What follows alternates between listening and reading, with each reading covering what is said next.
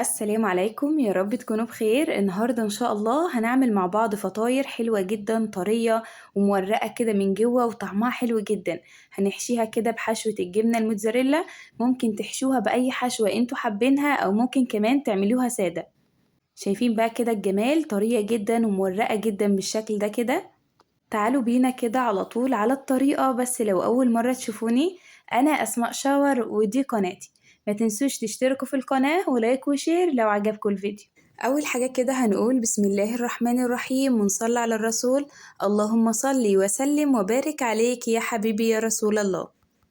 أول حاجة كده جبت معايا 5 كوبايات من الدقيق، حطيت عليهم كده معلقة كبيرة من الخميرة، نص معلقة من الملح ونص معلقة من السكر بمعلقة الشاي الصغيرة. حطيتهم كده على الدقيق وهقلب بالشكل ده كده. هيكون عندي بقى لبن رايب هنا، ممكن تستخدمي لبن حليب أو ممكن تستخدمي مية لو انتي حابة.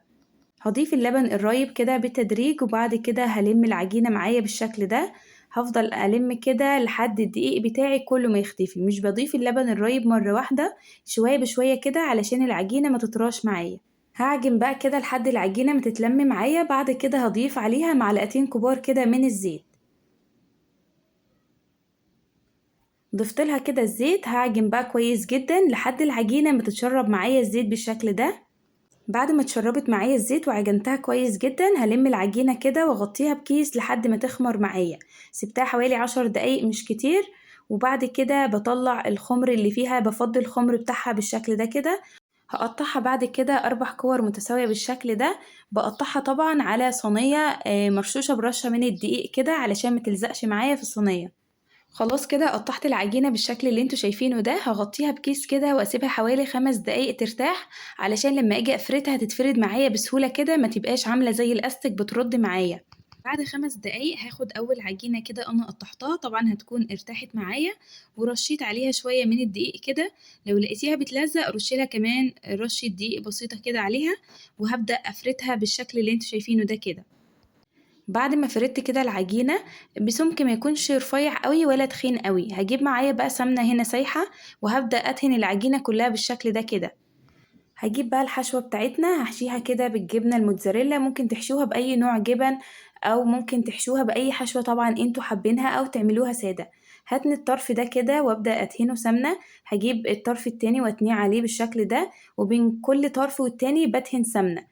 هاجي برضو على الطرف التاني ده بقى بتنيه واجيب ده عليه كده بالشكل ده. طبقتها كده وهحطها في صينية كده وابدأ أضغط عليها ضغطة بسيطة علشان تتفرد معايا شوية، ما تبقاش تخينة قوي. وفي نفس الوقت مش بفردها قوي علشان ما تطلعش معايا كده ناشفة.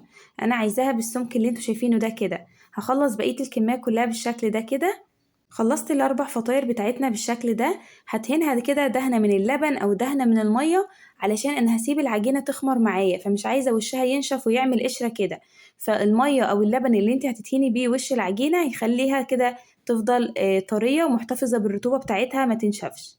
بعد ما دهنتها باللبن كده هسيبها لحد ما تخمر معايا ويتضاعف الحجم بتاعها. هنا العجينة بعد ما خمرت معايا جبت معايا بقى معلقتين من اللبن أو معلقتين من المية، وهدوب فيهم معلقة سكر صغيرة. في دهنة العجينة في الأول قبل ما تخمر أنا دهنتها باللبن بس من غير سكر خالص. المرة دي أنا ضفت على اللبن شوية سكر. بعد ما بدهن العجينة كده برش على وشها سمسم، وسمسم يكون مش متحمص علشان ما يتحرقش معانا في الفرن. كل واحدة بدهنها باللبن كده بروح حط عليها شوية سمسم بالشكل ده كده. خلاص كده هدخلها على فرن ساخن مسبقا على درجة حرارة 180. بحطها في الرف الوسطاني، بولع من تحت بس، وأول ما تاخد لون من تحت حلو كده بروح مولعة الشواية علشان كمان وشها يحمر. خلوا بالكوا بقى لو انتوا هتستخدموا الصاج زي اللي انا حاطه عليه ده، فبيحس بالحرارة بسرعة جدا وبيخلي الحاجة تاخد لون بسرعة. فخلوا بالكم من الحتة دي، وكل شوية تبص على الفطاير بتاعتك خدت لون من تحت ولا لأ، ولو لقيتيها خدت لون بسرعة قوي تهدي النار شوية وولعي لها الشواية علشان وشها يحمر. هنا بعد ما طلعت من الفرن خدت لون معايا حلو جدا وطرية جدا. طبعا بسيبها تبرد تماما وبعد كده بروح مغطياها بكيس علشان تفضل معانا طرية كده. وشايفين بقى الجمال، بجد حلوة جدا، جربوها علشان بجد تستاهل التجربة. لحد هنا كده انا خلصت الفيديو، يا رب اكون فدتكم بأي حاجة. استنوني الفيديو الجاي، استنوني في فيديوهات كتير حلوة، واسيبكم في رعاية الله، والسلام عليكم ورحمة الله وبركاته.